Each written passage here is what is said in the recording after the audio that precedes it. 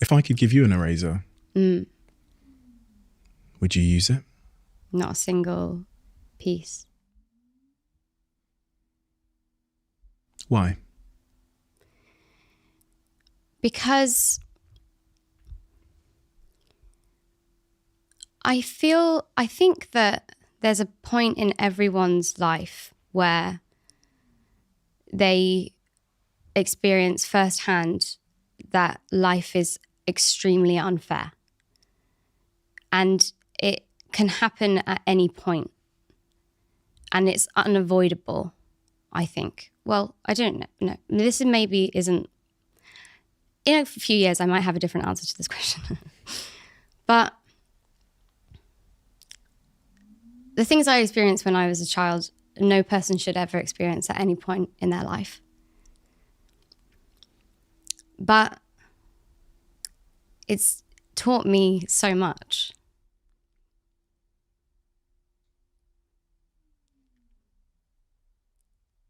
And I feel this like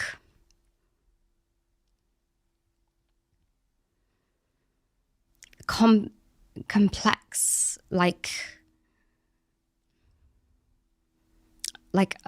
deep, like these complex, deep emotions that are ultimately what I use every single day as an actor. And I can recall those things, and I don't know, I'm grateful for that.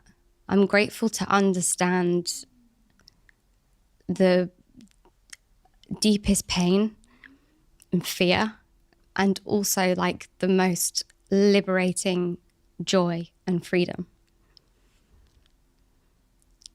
And like, maybe you don't have to go through those awful, awful things to feel that, but I did. And, you know, this spectrum of emotions that are like within me, I feel like incredibly fortunate for, because I think that that is something that's different about me.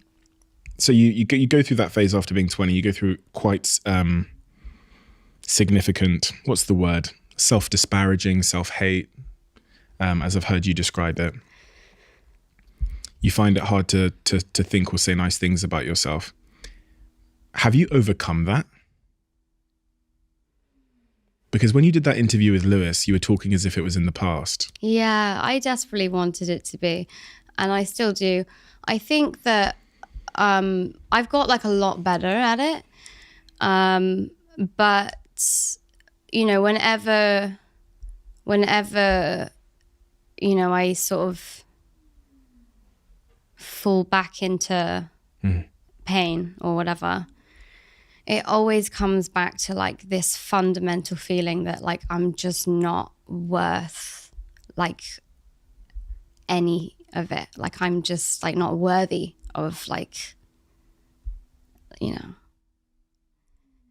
And that's like, it's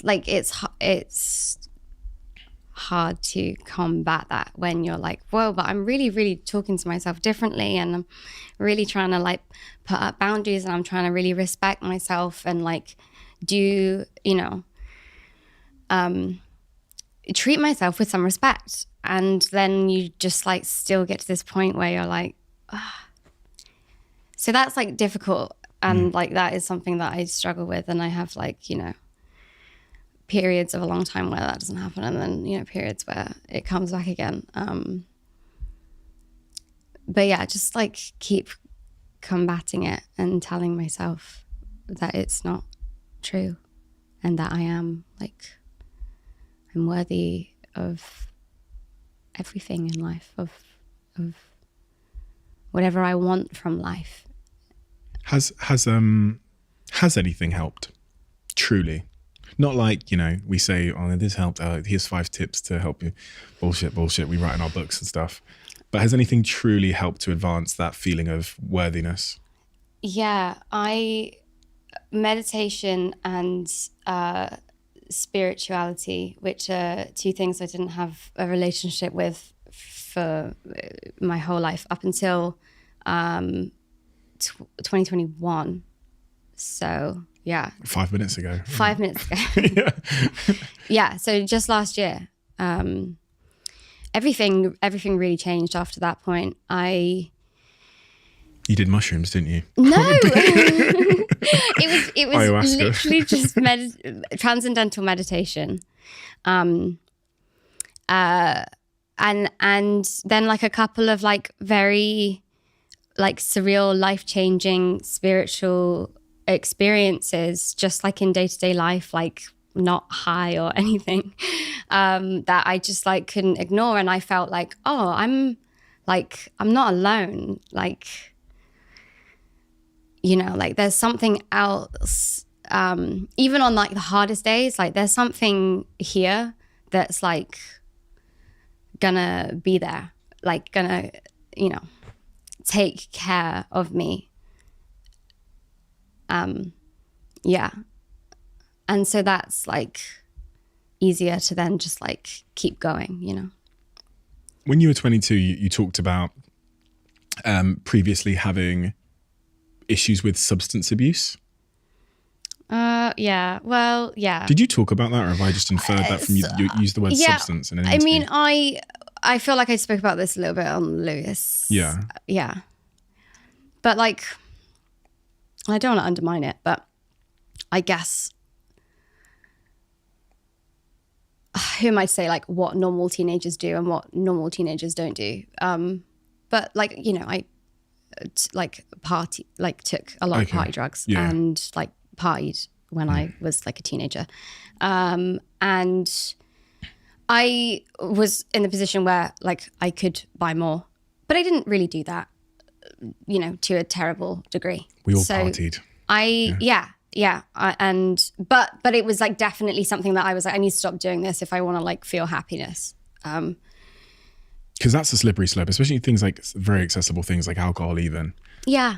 You know, I've had people very close to me that have become alcoholics because of, you know, trauma they've been through and stuff like that. And do you drink now?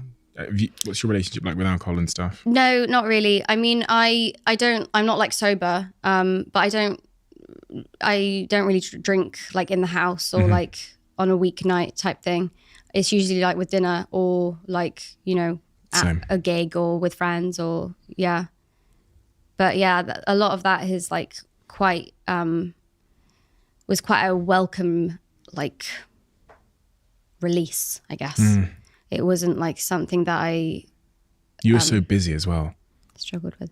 If you're filming like 250 filming days per season or per year or something? Yeah, I mean the whole production. Oh, the whole production. Yeah, okay. But yeah, exactly. It was like hard. It was you know, very busy schedule. A lot of sleep needed to get through it. I had a few words to say about one of my sponsors on this podcast. My girlfriend came upstairs yesterday when I was having a shower, and she said to me that she tried the Huel protein shake, which lives on my fridge over there. And she said it's amazing. Low calories, you get your 20 odd grams of protein, you get your 26 vitamins and minerals, and it's nutritionally complete. In the protein space, there's lots of things, but it's hard to find something that is nice, especially when consumed just with water, and that is nutritionally complete, and that has about 100 calories in total, while also giving you your 20 grams of protein.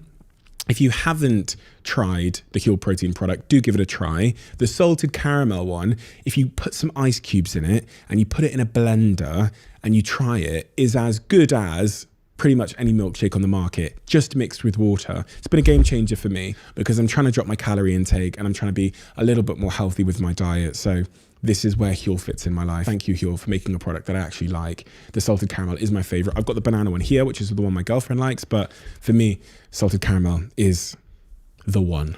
Quick one. As you might know, Crafted are one of the sponsors of this podcast, and Crafted are a jewelry brand, and they make really meaningful pieces of jewelry. The really wonderful thing about Crafted jewelry is it's super affordable. It looks amazing. The pieces hold tremendous meaning, and they are really well made. I think I've worn this piece for almost a year. It hasn't broken, hasn't changed color because it's really, really good quality, and it costs roughly 50 quid. People will be surprised when they hear that. They'll probably assume that all of my jewelry is like solid gold and costs thousands and thousands of pounds. But what's the point when you can achieve the exact same effect from a piece of jewelry that's high quality and costs 50 quid? That's why I buy Crafted. Before we started recording, we talked